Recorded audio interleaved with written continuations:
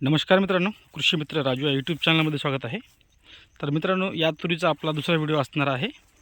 तर ही जी लागवडीची पद्धत आहे ती आहे बेडवर तुरीची टोकन। तर याच्यामध्ये जे प्रयोग केलेला आहे ते म्हणजे सोयाबीन प्लस तूर अशी याची लागवड आहे। आणि तुम्हाला याच्यामध्ये बेड दिसत असेल, पाहू शकता। ही बेड आहे 4 फुटाचा। 4 फुटाच्या बेडवर 2 लाईनी सोयाबीनच्या घेतलेल्या आहेत आणि त्याच पद्धतीने तूरसुद्धा घेतलेली आहेत 2 लाईनी। म्हणजेच 2 बेड सोयाबीनचे घेतलेले आहेत, तिसऱ्या बेडवर तूर घेतलेली आहे।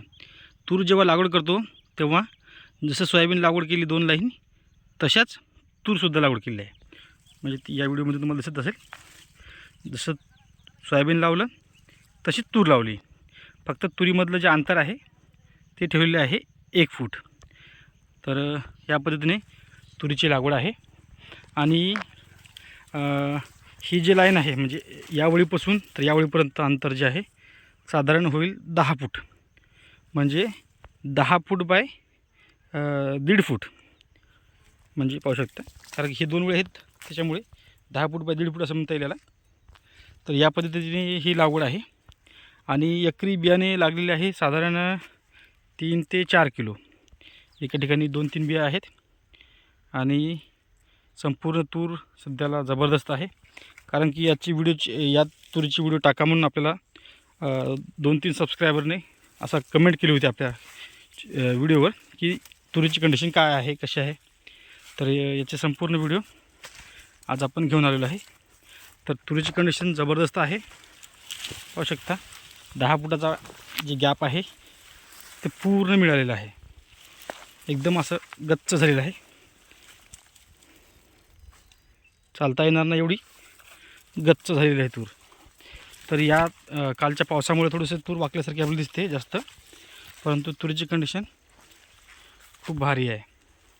तर पाहू शकता, अंकुर कंपनीची चारू ही व्हेरायटी या ठिकाणी निवड केलेली आहे तुरीमध्ये।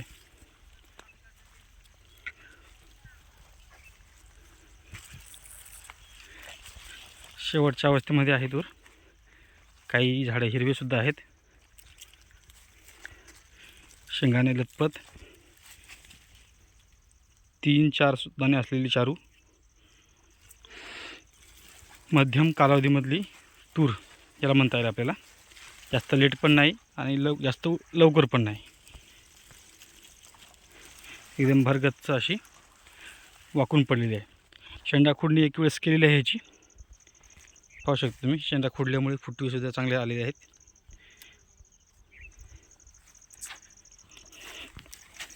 तर या कंडिशनची आहे तूर, पाहू शकता। तर याचा ॲव्हरेजसुद्धा आपण टाकणार आहेत आपल्या चॅनलवर, कारण की याच्यामध्ये सोयाबीनचा ॲव्हरेज जे आहे 10 क्विंटलचा आला होता। याच्यामध्ये RVSM 1135 ही व्हेरायटी आपण दिली होती या शेतकऱ्यांना। तर तुरीतसुद्धा साधारण 7-8 क्विंटलपर्यंत यायला पाहिजे एकरी।